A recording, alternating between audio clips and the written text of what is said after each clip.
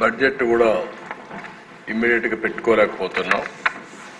2 నెలల తర్వాత వస్తామని ఈ హౌస్ని చెప్పడం జరిగింది. అదే సమయంలో నిన్న కేంద్రం బడ్జెట్లో ఆంధ్రప్రదేశ్ స్పెసిఫిక్గా కొన్ని అనౌన్స్ చేశారు. దానికి మనందరం కూడా హర్షాన్ని ఆనందాన్ని వ్యక్తం చేశాం. అయితే ఈరోజు మనందరం కూర్చొని ఆలోచించుకోవాల్సింది, కేంద్రం ఇచ్చిన ఇంకొక విధంగా మనం మేనేజ్ చేసిన అది తాత్కాలికంగా వెసులుబాటు అవుతుంది.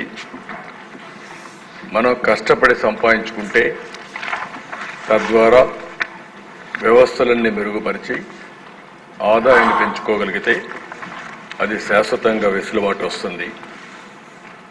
గడచిన 5 సంవత్సరాలు ఈ రాష్ట్రంలో ఏం జరిగింది, దీనివల్ల ఎంత నష్టం జరిగింది, ఎంత కోలుకొని దెబ్బతిన్నామో ఎప్పటికప్పుడు అందరికీ తెలియజేయాలనే ఉద్దేశంతోనే ఇప్పటికే పోలవరం పైన ఒక శ్వేతపత్రం, అమరావతి విధ్వంసం పైన ఒక శ్వేతపత్రం, విద్యుత్ శక్తి పైన ఇంకొక వైట్ పేపర్, మొత్తం సహజ వనరులు ఇసుక లేకపోతే భూగర్భ ఖనిజ సంపద భూములు ఏ విధంగా దోపిడీ అయినాయో దానిపైన కూడా ఒక వైట్ పేపర్ పబ్లిసైజ్ చేశాం. ఈ వైట్ పేపర్స్ అన్నీ పబ్లిసైజ్ చేయడంలో ముఖ్యమైన ఉద్దేశం ఈ రాష్ట్ర సభ శాసనసభ ప్రజలకు జవాబుదారీతనంగా ఉండాలి. పరిపాలన అనేది ప్రజల కోసం చేయాలి. ఒక పక్క సంక్షేమం, ఒక పక్క అభివృద్ధి సమతుల్యంతో ఎప్పటికప్పుడు బేరీ చేసుకుంటూ సంపద సృష్టించే విధంగా ముందుకు పోవాల్సిన అవసరం ఉంది. కానీ 5 ఏళ్లలో జరిగిన పని మనం చూస్తే 25 సంవత్సరాలు కూడా కోలుకోలేని దెబ్బ తగిలే పరిస్థితి వచ్చింది. అందుకే ఎన్నికల్లో కూడా చెప్పాం, పాలన ఎలా ఉండకూడదో గత 5 సంవత్సరాలు అంటే 1924 పాలన ఒక కేస్ స్టడీగా మిగిలిపోతుంది. పాలకుడు ఎలా ఉండకూడదో దేశ రాజకీయాల్లో 1924 ఒక కేస్ స్టడీగా ఉండే అవకాశం వస్తుంది. జనరల్గా మనం ఆలోచిస్తే ఒకసారి మనం చూసినప్పుడు కొంతమంది అవసరాలకు తప్పు చేస్తారు, ఏదో అత్యంత అవసరం వచ్చినప్పుడు తప్పు చేస్తారు. కొంతమంది అత్యాశతో తప్పులు చేస్తారు ఇంకా ఎక్కువగా. కొంతమంది ఉన్మాదంతో తప్పులు చేస్తారు, డబ్బుల ఉన్మాదంతో.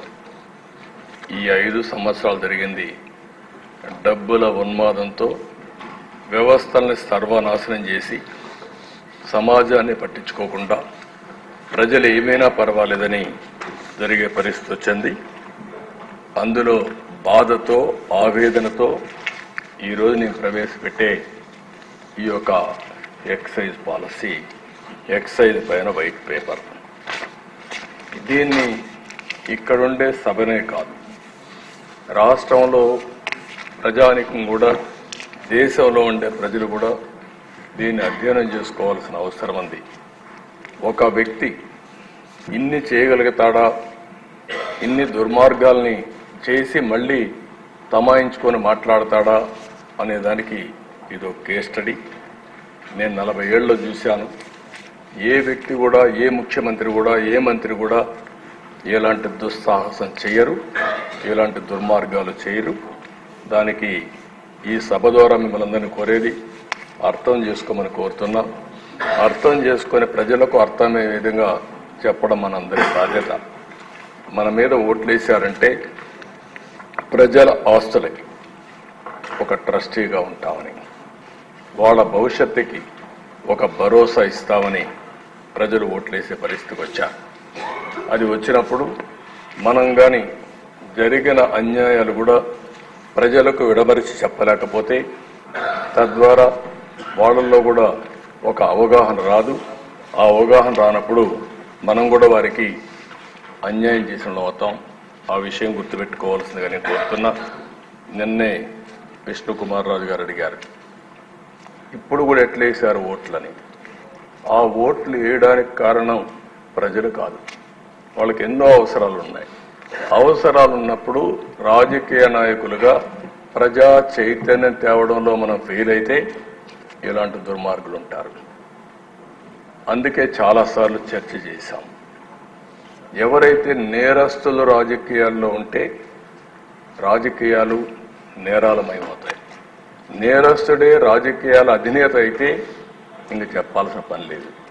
ఆ నేరస్తుడే ముఖ్యమంత్రి అయితే, పాలకుడైతే ఇంకేం జరుగుతుందో గత 5 ఏళ్లలో మనం చూసాం.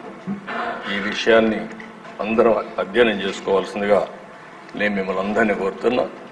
ఇక్కడ నేను తీసుకున్న దాంట్లో అందరికీ అర్థమయ్యేట్టుగా పవర్ పాయింట్ ప్రెజెంటేషన్ ఇచ్చా. మీరు ఒకసారి చదవండి. చదివిన తర్వాత అర్థం కాకపోతే మళ్ళీ కావాలంటే మీరు డౌట్స్ క్లారిఫై చేస్తాం. ఈ 7 వైట్ పేపర్స్ గానే మీరు చదివితే ఈ రాష్ట్రానికి ఎంత ద్రోహం చేశారో, ఎంత అన్యాయం జరిగిందో ప్రతి ఒక్కరికి అర్థమవుతుంది. ఈరోజు మనందరం కూడా రాష్ట్రంలో ఎన్డీఏ గెలిచింది. గెలిచిన తర్వాత అఖండ విజయం, ఒక హిస్టారికల్ విక్టరీ వచ్చింది. కేంద్రంలో నిన్న బడ్జెట్లో ప్రత్యేకంగా పెట్టి మనకు డబ్బులు ఇస్తే మనం ఆనందపడ్డాం, ధన్యవాదాలు తెలియజేశాం. అదే సమయంలో ఈ రాష్ట్రంలో జరిగినటువంటి దోపిడీ మనం ప్రజలకు చెప్పి ప్రజల్లో కూడా చైతన్యం చేయాల్సిన బాధ్యత మనందరిపైన ఉందని చెప్పి నేను తెలియజేస్తున్నా. ఈ పాయింట్లో 1 by 1 నేను ఒకసారి ఎక్స్ప్లెయిన్ చేస్తాను మీకు. మీరు కూడా ఫాలో కావాల్సిందిగా, ప్రజలందరూ కూడా ఆలోచించాల్సిందిగా వారికి కూడా విజ్ఞప్తి చేస్తున్నా. నెక్స్ట్, ఆ రోజు చెప్పింది మొదటి పాయింట్ ప్రామిస్ చేయడం. ప్రామిస్ చేయడంలో మద్యపాన నిషేధం పెడతాం. దానిపైన లిక్కర్ అవుట్లెట్స్ గ్రాడ్యువల్గా తగ్గించేస్తాం. 5 స్టార్ హోటల్కే పరిమితం చేస్తాం. అది ప్రామిస్ చేశారు. దానిపైన షాపులు 4,380 షాపుల్ని 2,934 చేసి మళ్ళీ దాన్ని ఇంక్రీజ్ చేసి 3,392గా పెంచారు. దాని పేరు ఏపీటీడీసీ టూరిజం పేరుతో ఒక 458 షాపులు ఇచ్చారు. బార్లు 2019లో ఎన్ని ఉన్నాయో 840 ఉంటే ఆ 840 అట్లనే పెట్టే పరిస్థితికి వచ్చారు. ఇక్కడ మీరు చూస్తే పేరు మద్యపాన నిషేధం.